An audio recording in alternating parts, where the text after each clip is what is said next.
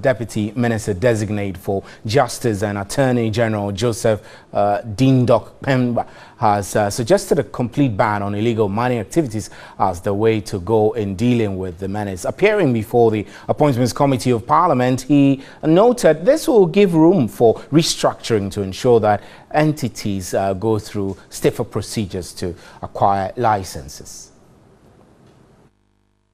I watched a clip about a week ago about one of the rivers in Ghana, a picture 20 years ago and a picture last month of the same river, and it was very, very, very obscene and disturbing.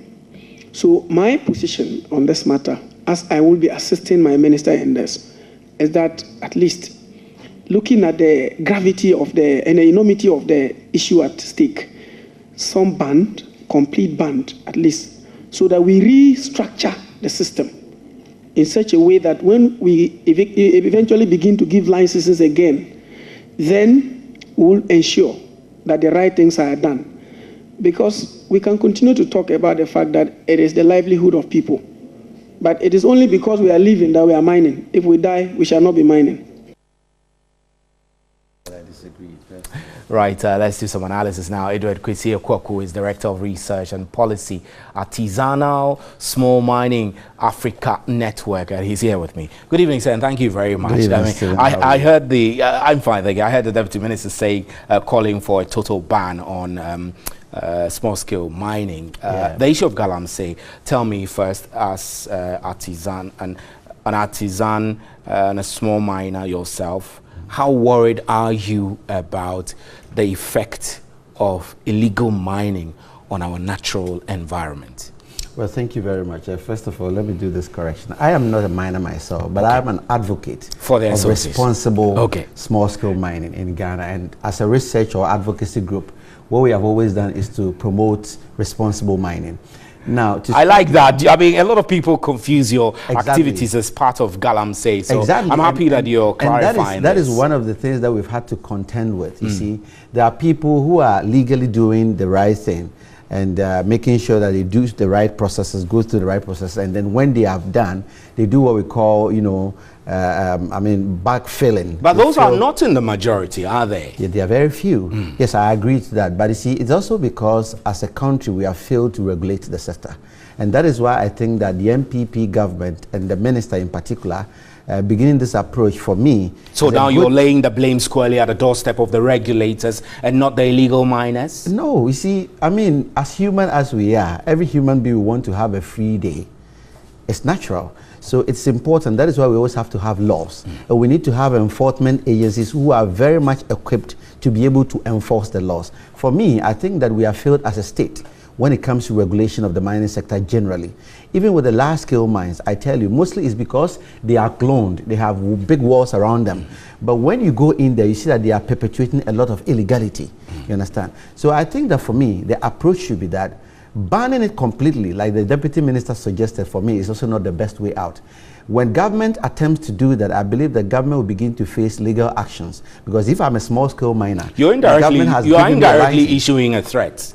Exactly. That's what you're doing. Exactly. And government has given me a license to mine for 1 year or 2 years, and I've not done anything illegal, and you tell me to stop. No one has any right to stop you when you have acquired a license. But tell me what the process is in acquiring a license. I'm asking this on the back of the fact that people have argued that the cumbersome or complex nature of the processes involved in getting a license actually discourages a lot of people from going through that process to get a license. Is it that complex to get a license? Yes, rightly so. It is a bit complex, but sincerely speaking also, it cannot be so much simplified.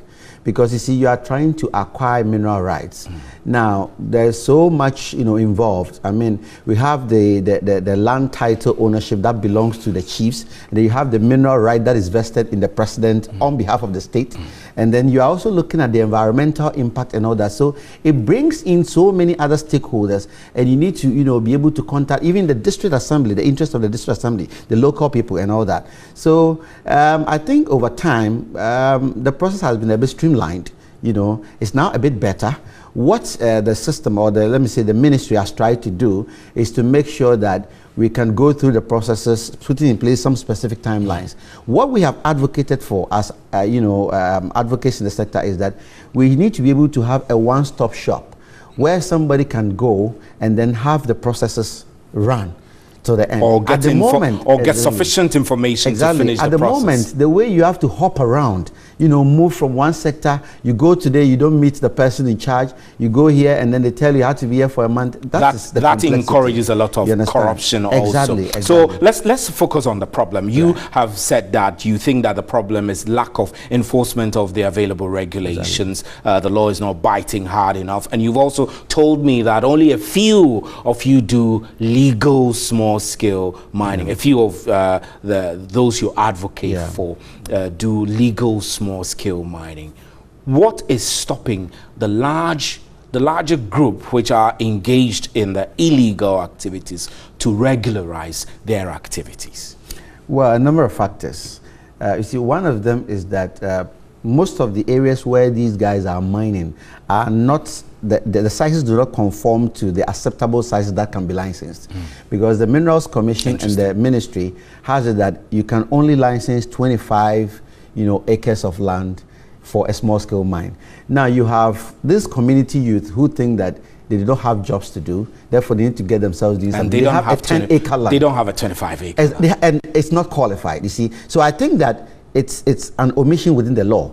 I've always said that we need the law should be reviewed because to factor this. Exactly, because we have the artisanal system. These artisans are people whom, way back during the times of our forefathers were, just gathering stones and then, just grinding them and making something out of it.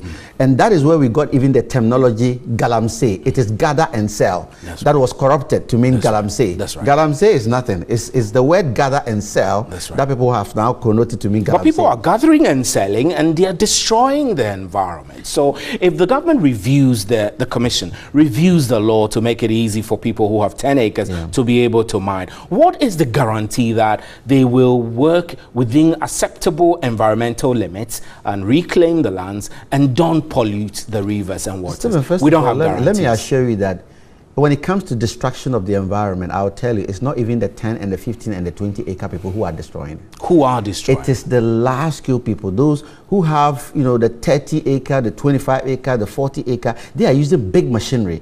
They have the financial muscle to bring in huge machinery. Exactly. Those working on the 10-acre people, they are people who don't even have the money. They are using pickaxes, shovels, and the rest, to work. But the problem here is that, you see, I talk about the enforcement and the enforcement and the enforcement. You see, as human as we are, if you give anybody the chance, you tell him, look, don't mine close to this water body. Now, once the person begins to see traces of gold getting closer to the water, there's the tendency that he'll be tempted because he wants money. So what we need to do is to have a well-resourced enforcement unit within the Minerals Commission. They have the Inspectorate Division, but I can tell you they are under-resourced. You have the Environmental Protection Agency. They keep telling you they are under-resourced.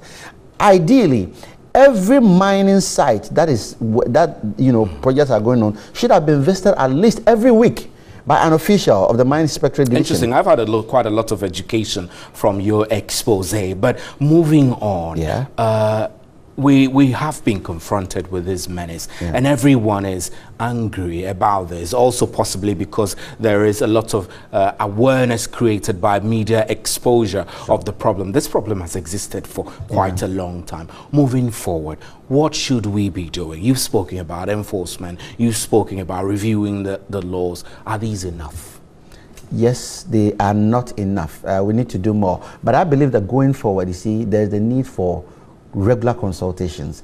Now, I have heard... with people like yourself. Exactly. I have heard this morning, I never heard from the mouth of the minister, but I've heard somebody saying that the minister has said that he will not consult anybody.